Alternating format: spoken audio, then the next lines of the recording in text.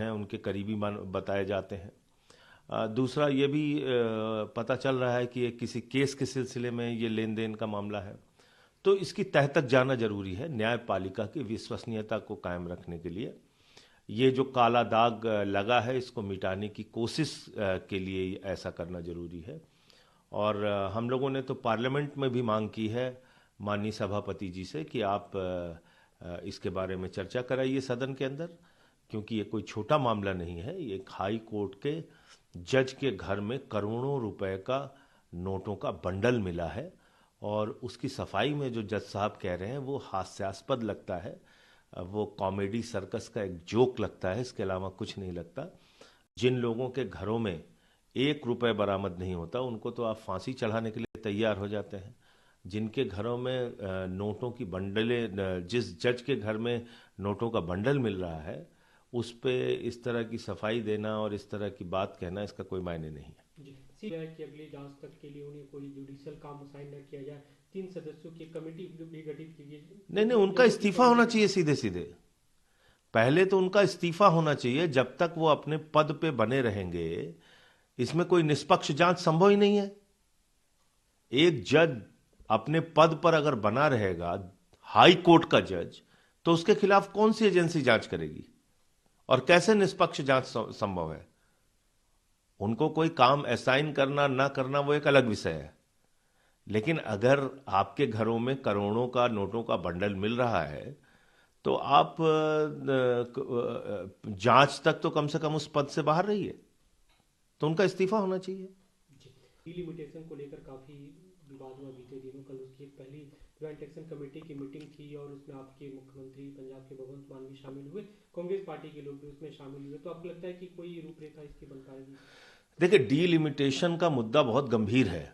भारत एक संघीय ढांचे का देश है जिसमें फेडरल स्ट्रक्चर है और राज्यों के अपने अधिकार हैं, राज्यों की अपनी स्वतंत्रता है, राज्यों के अपने फैसले लेने के लिए संविधान के तहत दिए गए तमाम आर्टिकल्स हैं।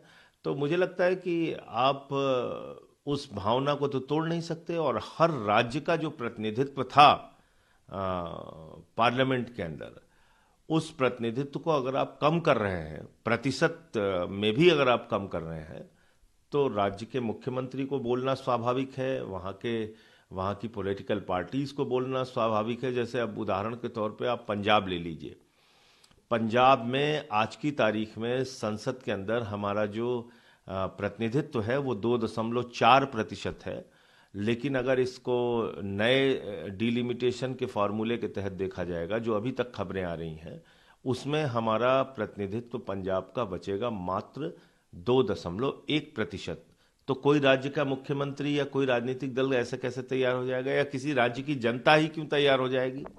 तो इसलिए मुझे लगता है कि इसके बारे में सरकार को फैसला लेना चाहिए और व्यापक चर्चा करके फैसला लेना चाहिए और कई उसमें पैमाने तय होने चाहिए। जीडीपी में किस राज्य का कितना योगदान है,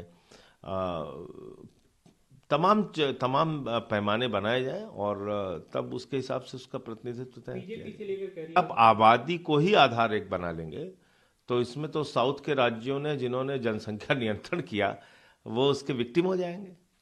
बीजेपी से कह रही कि वोट पॉलिटिक्स खेला जा रहा है, अपने वोट बैंक को बचाने की कोशिश है, खासतौर पे साउथ के राज्य और जो विपक्षी नेता इसका समर्थन कर रहे हैं। नहीं, वोट बैंक पॉलिटिक्स क्या बीजेपी नहीं कर रही है?